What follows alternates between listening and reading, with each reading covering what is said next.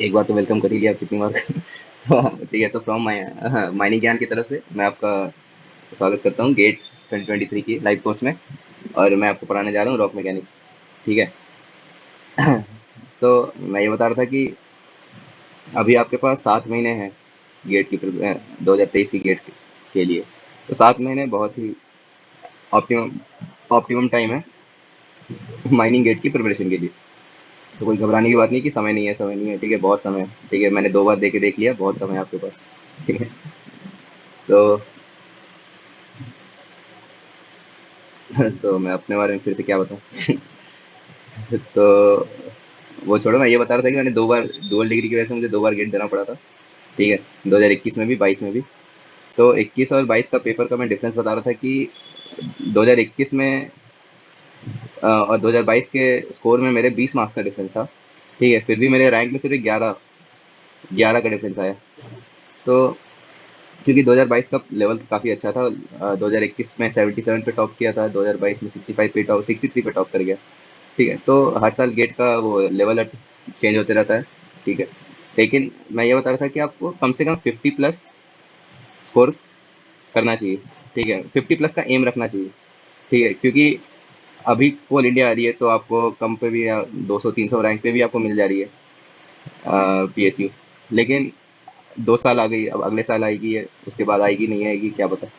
तो इसलिए इससे पहले अगर आप कोल इंडिया के पहले का सीन देखें, 2020 या उससे पहले का देखें, तो आपकी 5 वैकेंसी, 15 वैकेंसी, 30 वैकेंसी ऐसे आती थी। कभी सेल में आई, कभी एनटीपीसी में आई किसी साल, ऐसे करके। तो 50+ आप स्कोर करेंगे तो आपका रैंक तो 50 के अंदर ही बनेगा, ये तो कंफर्म है। ठीक है, तो मैं यही बोल रहा था कि you should aim for the stars to reach the moon. ठीक है, तो आप एम तो आपका ये होना चाहिए। अब इसमें 50 कैसे, अब रॉक मैकेनिक्स में अगर आप देखें तो हर साल 9 से 12 क्वेश्चन जरूर आते हैं। 9 से 12 क्वेश्चन रॉक मैकेनिक्स से हर साल आते हैं। ठीक है। तो जब देखिए कैसे 65 क्वेश्चन आपके टोटल होते हैं। ठीक है, उसमें से 10 आपके एप्टी के क्वेश्चन हो गए, 5-10 आपके, या 15 बोल लीजिए, मैथ्स के 15 तो नहीं, 5 या 10 क्वेश्चन आपके मैथ्स के हो गए। ठीक है, तो बचे जो 45-50 क्वेश्चन है, उसमें से 10 क्वेश्चन मान के चलिए रॉक मैकेनिक्स से आ रहे हैं। तो ये बहुत ही ज़्यादा, मतलब 20%, ऑलमोस्ट 20% आपका रॉक मैकेनिक्स का पेपर आ रहा है, का क्वेश्चन आ रहा है। तो रॉक मैकेनिक्स बहुत इंपॉर्टेंट है। ठीक है, आपकी गेट के लिए। और फिर मैंने अपना नंबर दे दिया है यहाँ पे, आप इस पे व्हाट्सएप कर सकते हैं मुझे अगर आपको कोई डाउट है, कुछ भी हो। ठीक है, अब मैं गेट का सिलेबस बता रहा था। तो गेट का सिलेबस आपका जो है वो जो रॉक मैकेनिक्स पार्ट है वो आपका सेक्शन 3 में आता है, जियो मैकेनिक्स एंड ग्राउंड कंट्रोल। तो इसमें आपका जियो मैकेनिक्स है और ग्राउंड कंट्रोल है, तो मैं दोनों पढ़ा रहा हूँ आपको, जियो मैकेनिक्स भी पढ़ाऊंगा, ग्राउंड कंट्रोल भी पढ़ाऊंगा। ठीक है, अगर कोई दिक्कत होती है तो व्हाट्सएप मैसेज करिए मुझे। ठीक है, वो बार बार स्क्रीन वो करना पड़ता है। तो जियो मैकेनिक्स में आपका जियो टेक्निकल प्रॉपर्टीज ऑफ रॉक हो गया। जियो टेक्निकल प्रॉपर्टीज ऑफ रॉक में क्या क्या है आपका, जियो टेक्निकल उसमें आपका जो रॉक की फिजिकल और मैकेनिकल प्रॉपर्टीज है, जैसे उसका ये हो गया, पोरोसिटी हो गया, वॉइड रेशियो हो गया। ठीक है, फिर जैसे आपका कंप्रेसिव स्ट्रेंथ हो गया। ठीक है, जो भी ये प्रॉपर्टीज हैं रॉक्स की, जिससे हम रॉक को डिफाइन करते हैं, कैसे रॉक को डिफरेंशिएट करते हैं, तो वो सब हम इसमें पढ़ेंगे जियो टेक्निकल प्रॉपर्टीज ऑफ रॉक में। ठीक है, रॉक मास क्लासिफिकेशन में फिर हम देखेंगे कि रॉक को कैसे ये करते हैं, कैसे क्लासीफाई करते हैं रॉक्स को। तो उसके लिए बहुत सारे मेथड्स, आरएमआर मेथड है, आपका जीएसआई मेथड है, आपका क्यू सिस्टम है। ठीक है, तो वो सब हम रॉक मास क्लासिफिकेशन में पढ़ेंगे। ठीक है, उसके बाद आपका आता है instrumentation and in situ stress measurement technique. ठीक है, तो इसमें क्या है कि आपका जैसे ये मैं बता रहा था कि 2 तरह से आप रॉक को टेस्ट कर सकते हैं। एक होता है आपका फील्ड टेस्ट और एक होता है आपका लेबोरेटरी टेस्ट। ठीक है, तो फील्ड टेस्ट का क्या हुआ, जब आप रॉक को ये तोड़कर लाए नहीं अपने लैब में, अब रॉक जिस कंडीशन में है इन सीटू, मतलब एज इट इज। ठीक है, तो रॉक जिस कंडीशन में है फील्ड में, ठीक है, उसी कंडीशन में उसको बिना ब्रेक किए उसकी प्रॉपर्टीज निकालना, उसकी कंप्रेसिव स्ट्रेंथ निकालना, ये होता है आपका इंस्टीट्यूट टेस्ट या फील्ड टेस्ट। ठीक है, और एक लैब टेस्ट जो आपकी अपने कॉलेज के लैब में भी करेंगे या किए होंगे। ठीक है, उसमें है क्या, लेबोरेटरी टेस्ट में आप गए, आप माइन गए, वहाँ से आप रॉक लेकर आए, फिर उसको आपने लैब में आकर उसको ब्रेक किया, उसको कोर, उसकी कोरिंग की, उसका सैंपल बनाया। फिर उस पर टेस्ट किया, तो वो हो गया आपका लेबोरेटरी टेस्ट। तो ये दोनों में अलग अलग मेथड से, दोनों के इन सिटू स्ट्रेस के मेजर करने के बहुत सारे तरीके हैं। आपका जैक हैमर हो गया, जैक हैमर हो गया, सॉरी जैक हैमर बोल रहा हूँ, हाइड्रोलिक जैक हो गया, सॉरी हाइड्रोलिक जैक हो गया आपका। ठीक है, ये सब आपका ये बोरहोल मेथड्स हो गए, ये सब आपका इन सिटू टेस्ट में आ जाता है।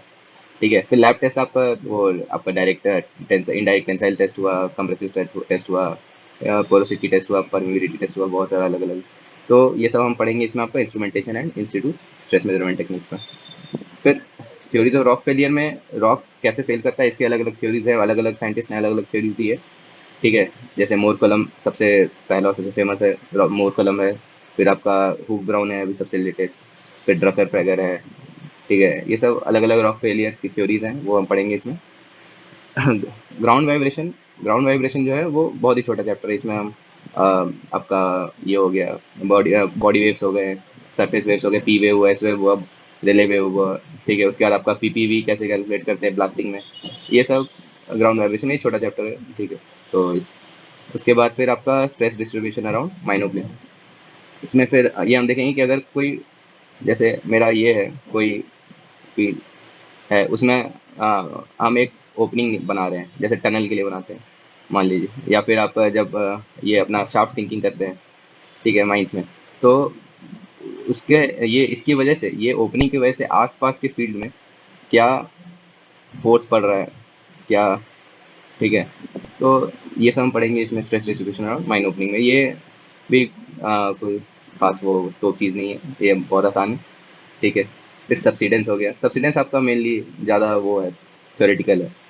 फिर स्लोप स्टेबिलिटी इंपॉर्टेंट है। स्लोप स्टेबिलिटी तो हम थोड़ा अलग से पढ़ेंगे, इसके लिए एक अलग बुक भी है स्लोप स्लोप स्टेबिलिटी के लिए।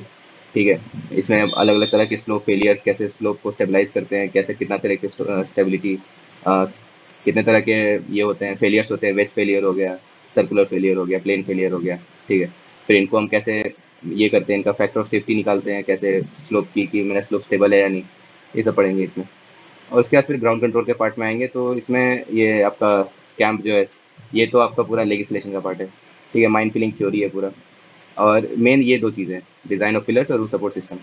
ठीक है, तो अभी ग्राउंड कंट्रोल की बात नहीं करते हैं, ग्राउंड कंट्रोल की बात हम आगे करेंगे, बाद में करेंगे, पहले जियो मैकेनिक्स पे फोकस करते हैं। ठीक है, तो अब कुछ बुक्स मैं बता रहा था आपको कि क्या क्या बुक्स। तो दो तरह के बुक्स हो सकते हैं, एक होती है रेफरेंस बुक जिससे आप थ्योरी पढ़ते हैं। ठीक है, तो रेफरेंस बुक्स में आपका ये आप इस लिंक पे क्लिक करेंगे। तो मैंने इस पे लिंक दिया आपका, मैंने पीडीएफ अपलोड कर दिया है इन बुक्स का यहाँ पे। तो आप इस पे क्लिक करके आप ये पीडीएफ डाउनलोड कर सकते हैं इसका।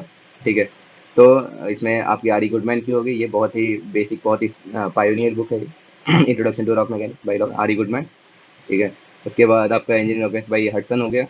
ठीक है, फिर ये आपका जो इंडियन ऑथर्स में जो सबसे फेमस बुक है वो ये आपकी आईटी खड़गपुर के प्रोफेसर देवाशीष देव और वर्मा ने लिखा है, fundamentals and application of rock mechanics.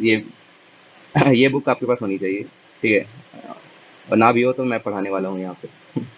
तो उसके बाद फिर सबका जो पीडीएफ है, मैंने आपको खरीदने की जरूरत भी नहीं है। ठीक है, सबका पीडीएफ मैंने यहाँ पे डाल दिया है। उसके बाद रॉक मैकेनिक्स बाय दास है। ठीक है, तो इतनी मेहनत वैसे आपको करने की जरूरत है नहीं, क्योंकि इतनी मेहनत मैंने कर लिया आपके लिए, तो मैं सब कुछ ही पढ़ाऊंगा। उसके बाद फिर आप प्रैक्टिस के लिए एक हमारे मेरे मेरे एनआईटी राउरकेला के प्रोफेसर का लिखा हुआ बुक है ये, complete guide for mining engineers by के गुरी, प्रोफेसर के गुरी। ठीक है, तो या इस पर आप क्वेश्चन प्रैक्टिस करते हैं। फिर खासकर रॉक मैकेनिक्स के लिए एक बुक है, numerical problems of rock mechanics by S P Sahu. ठीक है, तो आप ये बुक, इस पर आप क्वेश्चन प्रैक्टिस करें, मैं आपसे क्लास में भी कराऊंगा, आपको असाइनमेंट्स भी दूंगा। ठीक है, बाकी आप अगर खुद से, आप ये भी आप खुद से भी कर सकते हैं। ठीक है, बाकी मैं क्लास में तो कराऊंगा ही। तो ये बुक पे आप, इस बुक से आप ऑलमोस्ट सारे क्वेश्चन बनाएंगे, आपको पूरा गेट का ये क्लियर हो जाएगा, गेट का आपका सारा कवर हो जाएगा। उसके बाद प्रीवियस ईयर तो बनाना बहुत ज़रूरी है आपको। गेट की वेबसाइट पे, हाँ, गेट की वेबसाइट पे आपको ये 2007 से 22 के सारे पेपर्स मिल जाएंगे। ठीक है, आप पेपर्स अटेम्प्ट कर सकते हैं। बाकी आपका ये माइनिंग ज्ञान में भी आपका मॉक टेस्ट होगा, प्रीवियस ईयर पेपर्स में भी। ठीक है, तो रास्ते दोनों हैं। ठीक है, हम भी आपको कराएंगे, आप खुद से भी कर सकते हैं। ठीक है, जैसा आपको अच्छा लगे। तो अब उसके बाद, अब तो जो जियो मैकेनिक्स का पार्ट है, तो उसको मैंने 10 चैप्टर्स में डिवाइड किया है। ठीक है।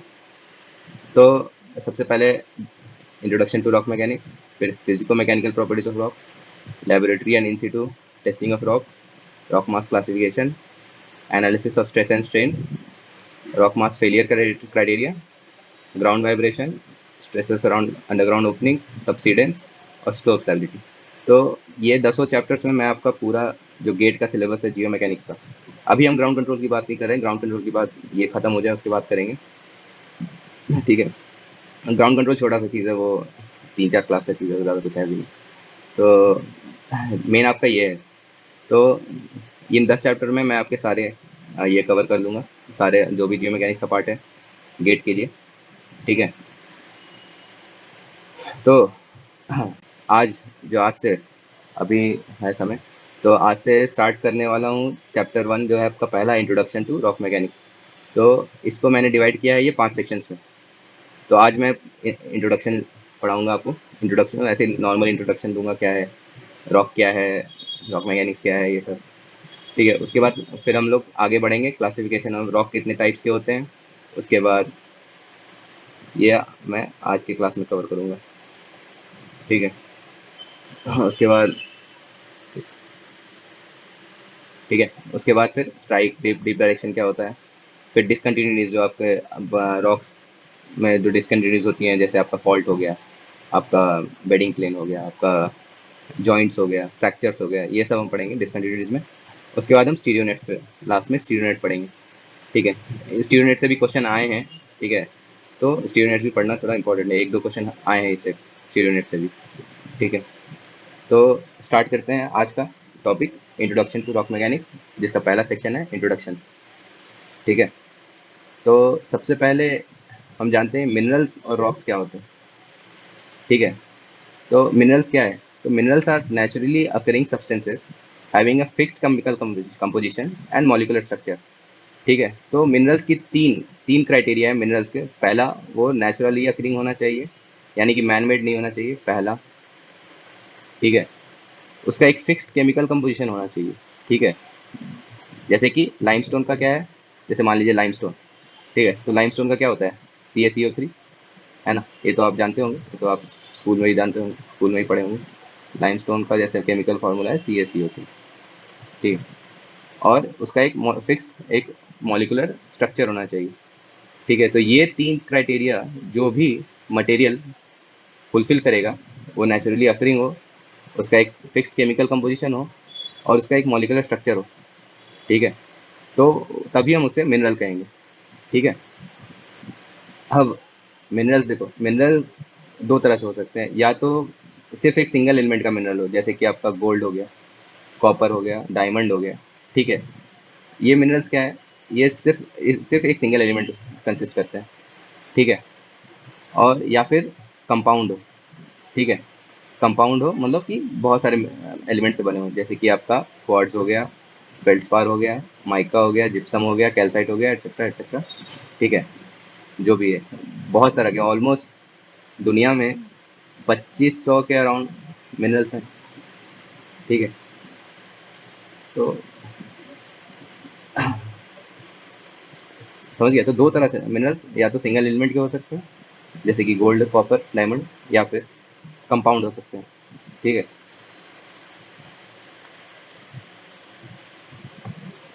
उसके बाद अब तो रॉक क्या है, मिनरल, अब मिनरल पता चल गया, रॉक क्या है। तो rock is an aggregate of mineral.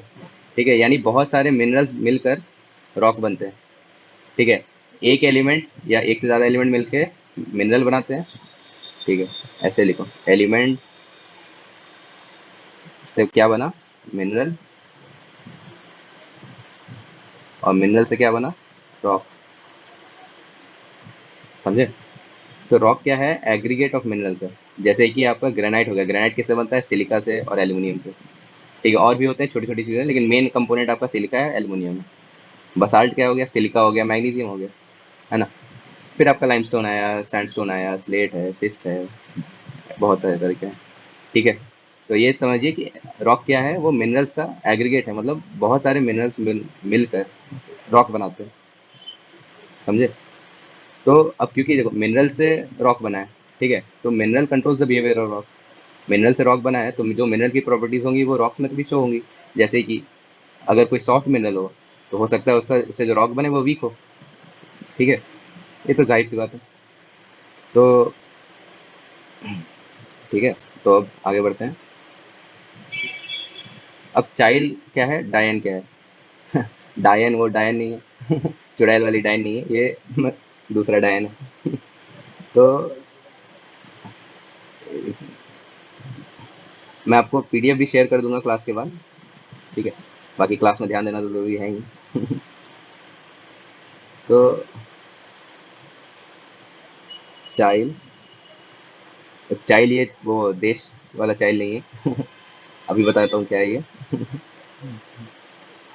डायन। ठीक है, तो चाइल्ड क्या होता है, सी फॉर कंटिन्यूस। ठीक है, कंटिन्यूस मतलब जो कंटिन्यू, जिसमें कोई ब्रेकेज ना हो। ठीक है, एच मतलब होमोजीनियस। होमोजीनियस मतलब जिसमें जो डिफरेंट मटेरियल से ना बना हो। ठीक है, आई मतलब आइसोट्रोपिक। आइसोट्रोपिक मतलब जिसका हर डायरेक्शन में जो सिमिलर प्रॉपर्टी शो करे। ऐसे आगे की स्लाइड में मैंने सबका डेफिनेशन लिख दे के लिखा है। ठीक है, तो घबराने की बात नहीं है। और एल ई से होता है लीनियर इलास्टिक। लीनियर इलास्टिक मतलब जो हुक्स लॉ फॉलो करे। ठीक है, यानी स्ट्रेस और स्ट्रेन जिसमें परपेंडिकुलर, क्या बोलते हैं, प्रोपोर्शनल है। ठीक है, तो अब डायन क्या होता है, टी फॉर, इसका उल्टा, कंटिन्यूस का उल्टा डिसकंटिन्यूस। ठीक है, आई क्या होता है, होमोजीनियस का उल्टा इनहोमोजीनियस।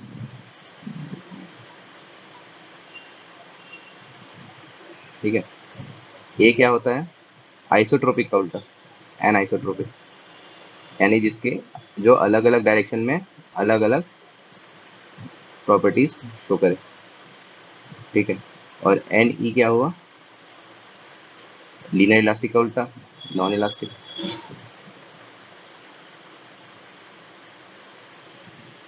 ठीक है, एक बार चेक कर लेता हूँ सब कुछ ठीक तो है।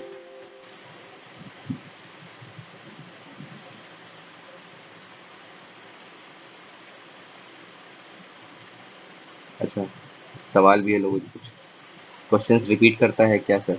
हाँ बिल्कुल करता है। अच्छा, लिखना क्या है बता ही देता हूँ। क्वेश्चंस बिल्कुल रिपीट करता है, कितना ही आप 15 साल 20 साल में कितना ही कोई नया क्वेश्चन बना लेंगे, कभी ना कभी रिपीट करेगा। ठीक है, इनऑर्गेनिक, हाँ इनऑर्गेनिक भी होना चाहिए, ये बात है। चलो, थैंक यू चिन्मय। इनऑर्गेनिक भी होना चाहिए मिनरल। ठीक है, लेकिन जरूरी नहीं है, लाइमस्टोन तो ऑर्गेनिक है। ठीक है, और कोल किस में आता है, कोल भी एक रॉक है। ठीक है, कोल भी एक रॉक, रॉक है आप। अच्छा, चलो छोड़ो इसे। हाँ, तो मैं बता रहा था कि चाइल्ड और डायन। तो हाँ, तो continuous, homogeneous, isotropic, linear elastic. और डायन हो गया डिसकंटिन्यूअस, इनहोमोजीनियस, एनआइसोट्रोपिक, नॉन इलास्टिक। ठीक है, अब चाइल्ड में क्या है कि इनकी प्रॉपर्टीज जो होती है, mechanical properties are well defined. ठीक है, चाइल्ड जो मटेरियल्स होते हैं, जैसे कि आपका क्या हो गया, चाइल्ड में आपका हो गया जो इंसान के बनाए हुए मटेरियल्स हैं, स्टील, कंक्रीट। ठीक है, एक्सेट्रा, जो इंसान की बनाई हुई चीजें हैं। ठीक है, जिनका प्रॉपर्टीज फिक्स्ड है। जैसे स्टील का प्रॉपर्टी फिक्स है, इसका कंप्रेसिव स्ट्रेंथ इतना के ही आसपास होगा। ठीक है, तो वो सारे आपके चाइल्ड में आ जाती हैं। ठीक है, कंटिन्यूअस है, होमोजीनियस है, आइसोट्रोपिक है, लिनियर इलास्टिक है। डायन मटेरियल्स की जो प्रॉपर्टीज होती हैं, ठीक है, वो अनडिफाइंड है। ठीक है, अनप्रिडिक्टेबल है। ठीक है, कोई लाइमस्टोन हो सकता है 100 किलोमीटर पे ब्रेक करे, कोई दूसरा लाइमस्टोन हो सकता है 300 किलोमीटर पे ब्रेक करे। ठीक है। तो यहाँ तक कि अगर आप ये समझिए कि आप एक कोर लेकर आते हैं किसी रॉक का, और उसको आप दो दो पार्ट में ब्रेक करते हैं, फिर इसका कंप्रेसिव टेस्ट करते हैं और फिर इसका कंप्रेसिव टेस्ट करते हैं आप। ठीक है। दोनों की प्रॉपर्टी जरूरी नहीं सेम हो, बहुत डिफरेंस आ सकता है। ठीक है। सेम आप एक ही कोर का अगर आप इसको ब्रेक करके दो अलग अलग, दोनों का अलग अलग टेस्ट करें, कंप्रेसिव टेस्ट करें, दोनों का प्रॉपर्टीज अलग अलग होगा। ठीक है। तो डायन मटेरियल्स की प्रॉपर्टीज अनडिफाइंड है, अनप्रेडिक्टेबल है और अनकंट्रोलेबल है। ठीक है। मतलब आपके कंट्रोल में नहीं है। ठीक है। ये होते हैं आप, ये आपके सारे मैन मेड मटेरियल्स हैं।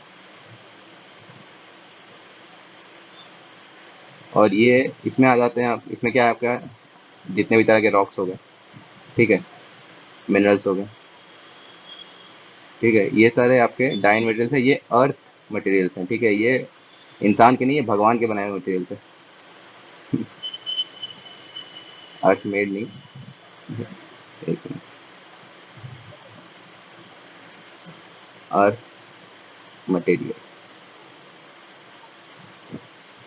है ना। तो ये हो गया चाइल्ड और डाइन। ठीक है। यहाँ पे मैंने आपको इस सबका डेफिनेशन दे के रखा है, आप रेफर कर सकते हैं। कंटिन्यूअस मतलब material without any defects. Homogeneous मतलब material which shows similar properties at every location. Isotropy क्या हो गया, material show similar properties in different directions. ठीक है।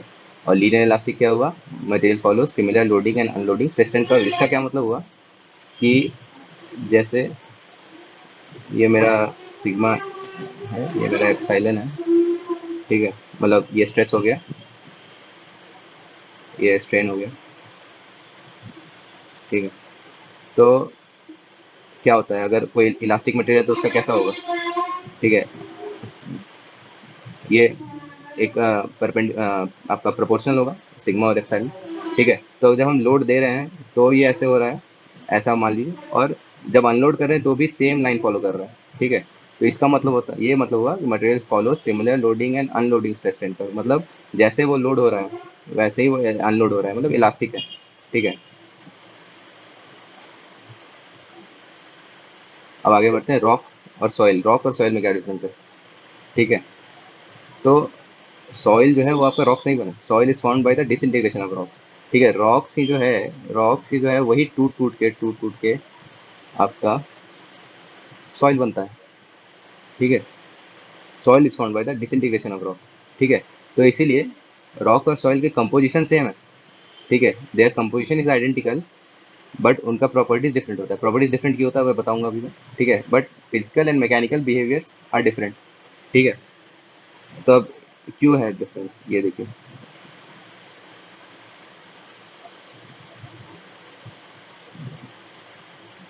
इधर हो गया आपका रॉक, ये हो गया आपका सॉइल। ठीक है। तो पहला चीज क्या है कि रॉक जो है आपका सीमेंटेड होता है। मतलब जो ग्रेन्स हैं रॉक की, ठीक है, वो आपस में अटैच होती है, काफी क्लोजली पैक्ड होती है। ठीक है। तो उसको हम बोलते हैं सीमेंटेड। ठीक है। जो कि सॉइल जो है आपका सीमेंटेड नहीं, या बहुत कम होता है, रेयरली सीमेंटेड। ठीक है। दूसरा क्या है, रॉक जो है आपका डिसकंटिन्यूस होता है, क्योंकि अभी बताया डायन है ना। लेकिन सॉइल आपका ऑलमोस्ट कंटिन्यूस है।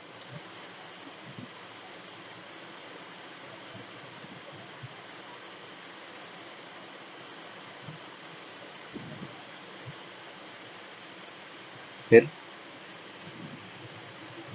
रॉक की जो पोरोसिटी है, पोरोसिटी आप समझते हैं, पोरोसिटी मतलब कि जैसे एक रॉक है, ठीक है, मतलब ये ग्रेन्स है रॉक के, तो ये बीच में वॉइड है ना, तो इससे क्या होगा, फ्लूइड पास करेगा।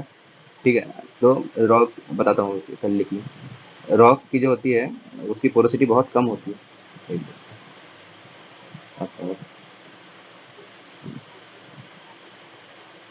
रॉक की जो पोरोसिटी होती है काफ़ी कम होती है, लो पोरोसिटी। ये बहुत पोरोसिटी बहुत इंपॉर्टेंट, ये आगे पढ़ेंगे आप, बहुत इंपॉर्टेंट प्रॉपर्टी है पोरोसिटी। और सॉइल की पोरोसिटी ज़्यादा होती है, हाईली पोरस। हाँ, तो पोरोसिटी क्या है? पोरोसिटी होता है, पोरोसिटी है एबिलिटी, कहाँ लिखी? Porosity is ability of any material to allow fluid to pass through it its pores. ठीक है, पोर्स मतलब वॉइड्स। ठीक है, तो समझे, फ्लूइड्स मतलब आपका क्या हो गया, वाटर, एयर, जो भी हो गया फ्लूइड जो भी फ्लो करता है। ठीक है, तो रॉक की पोरोसिटी बहुत कम होती है, सॉइल की पोरोसिटी बहुत ज़्यादा है। और रॉक्स की जो स्ट्रेस हिस्ट्री काफ़ी कॉम्प्लेक्स होती है, complex stress history. Complex stress history का मतलब मैं अभी बताता हूँ आपको।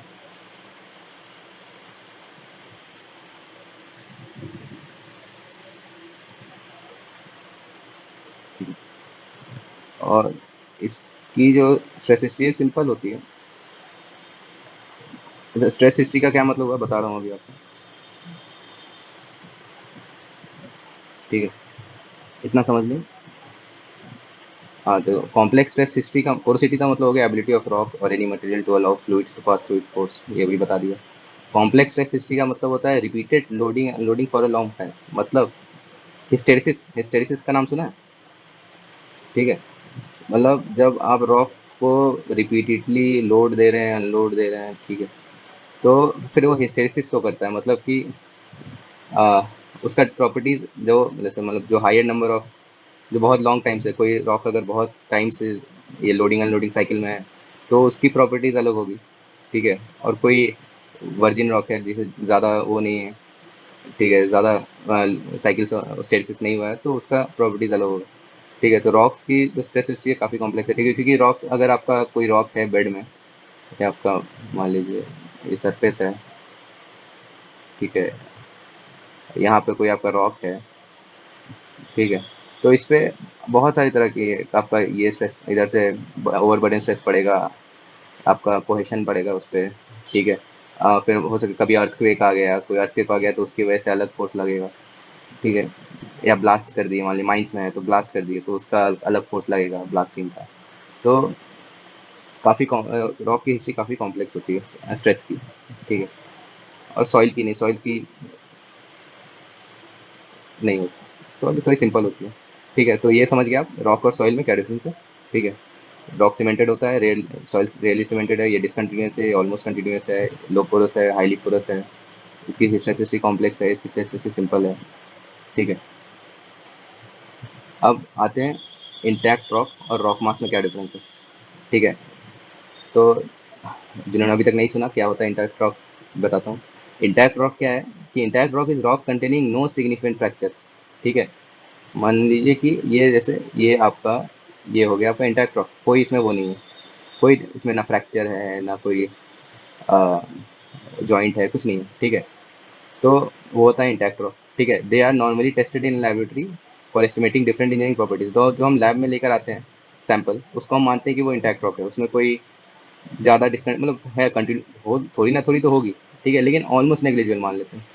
ठीक है, तो ऐसे रॉक को इंटैक्ट करते हैं, ठीक है, जो जिसमें कोई फ्रैक्चर नहीं है।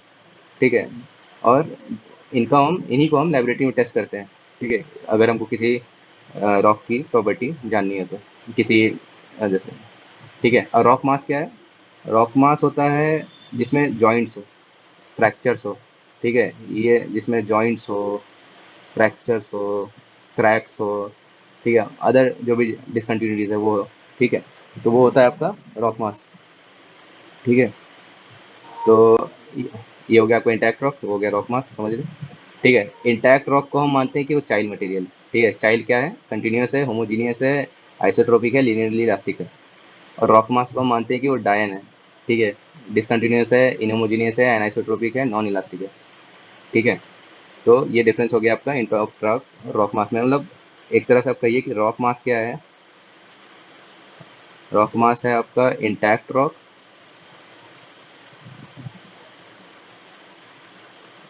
Plus discontinuities,